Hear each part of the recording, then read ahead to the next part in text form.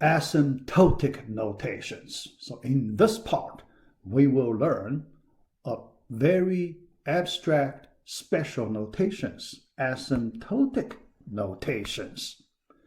When we do algorithm efficiency analysis, we need this special notation. All right.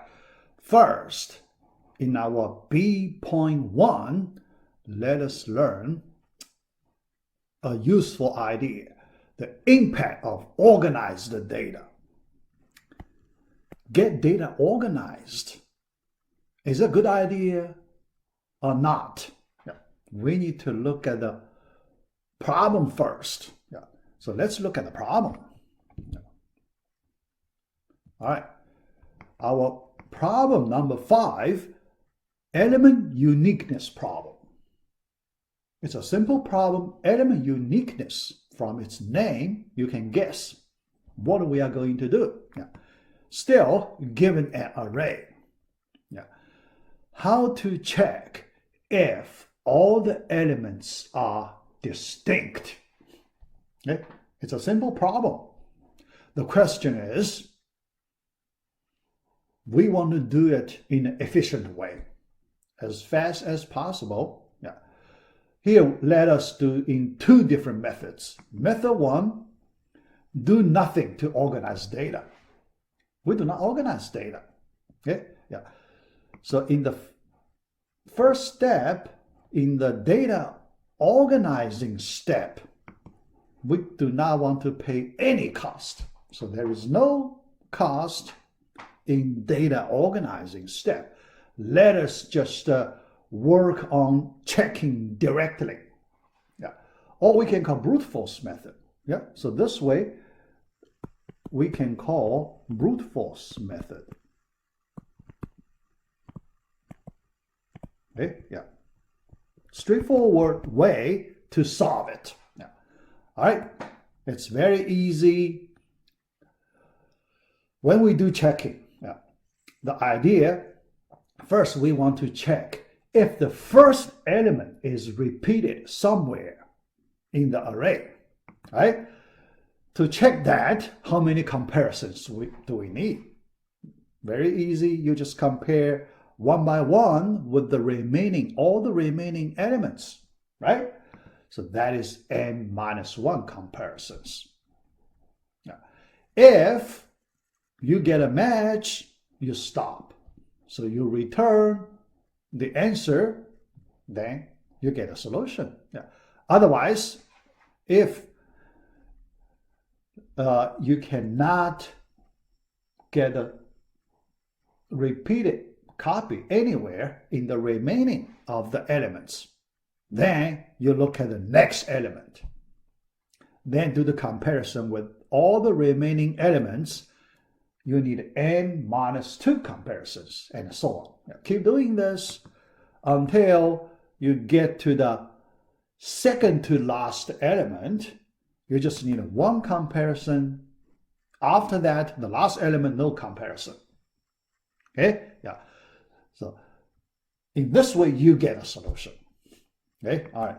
So here, let me just give you the reference of this problem in our textbook. Yeah. So you can study that section. Yeah. Let us do analysis of efficiency. For the best case, very easy. So what is the best case efficiency? Yeah. When you do the first comparison, you find a repeated element. You find it. Yeah. The next one, the same as the first one. Yeah. In that case, you get 1 comparison. The best case, just 1 comparison. All right? Yeah. After that, the worst case efficiency, yeah. You compare until you get to the last 2 elements. Then you find a match, repeated copy. In that way, you need to do all the possible comparisons, right?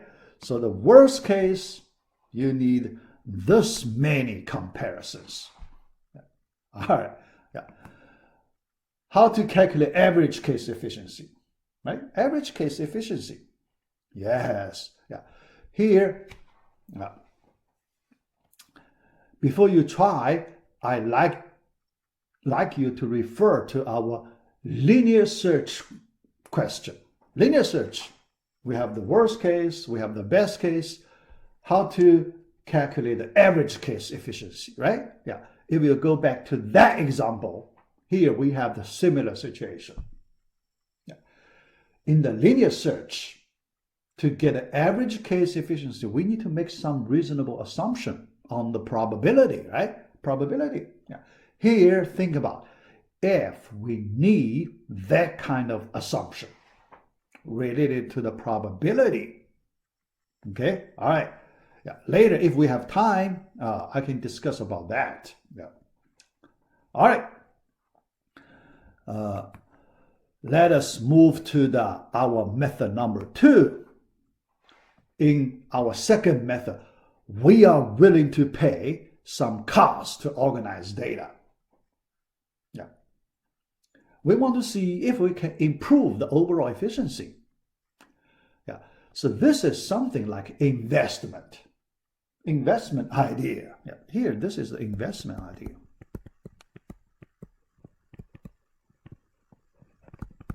Why people do investment, right? Yeah. Because when you do investment, you need to pay first, right? You need to put money there for investment first. Yeah. You have a risk to lose the money, but usually you expect the gain is much more than the risk, right? Yeah. But here, we have the similar situation. We need to pay first. We need to invest our time first. Yeah. Our method number 2, investment in data structure. How do we use our investment? We pay some time to organize our data. Yeah. All right. How to organize? We sort the array first. We sort the array. Yeah. The given array is not sorted. It's not ordered. Yeah. But now we pay our first cost. We pay sorting the data. Yeah. How much cost do you need to pay? Yeah. Here, we want to use a relatively good sorting algorithm. Yeah. Based on that, for a good sorting algorithm, we should get n log n efficiency. N log n, not the n squared. Current. So we have a selection sort, that's n squared. That's not good enough. We want to have a better one. Yeah.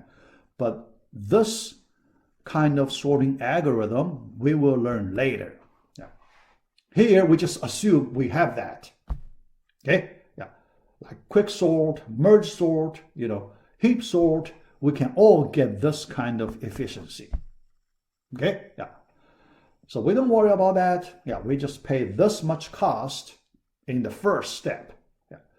Second, the question, how to check if any element is repeated in an ordered array. Now we have ordered array. We are not given ordered array, but we paid that cost to make it ordered. After that, we just enjoy the organized data. Yeah. Now let us look at the efficiency we can get. This time we have an ordered array, in increasing order. Now to check if an element is repeated, how to check? In the new situation, how do we check? Yeah. We just need a very simple observation. Yeah. We only need to compare two adjacent elements, right?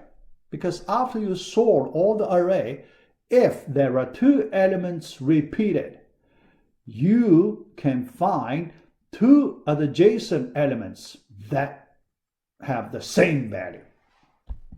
So you only need to check two adjacent elements. Or you only need to compare the values of two adjacent elements. That's it. You can see, you can reduce the number of comparisons a lot. All right? Yeah. For the implementation, you just run one simple for loop to compare two adjacent elements. Then you can get a result. Yeah. All right. So now the worst case here, the worst case efficiency. Yeah. N minus 1 number of comparisons. Yeah. But you have two steps, right? The step 1, n log n, step 2, n minus 1. You combine these two steps. The final result, the larger one, the dominant term, the final result, n log n. Compare n log n. All right? But look at the previous method, the final result, n to 1/2 n squared, right? The dominant term. We skip that minor term. Yeah. N squared, basically, if we further skip the constant, we get n squared. You compare n squared and n log n. So the second method is clearly better one. Yeah. All right, so that is our B.1. Yeah. Let's stop here.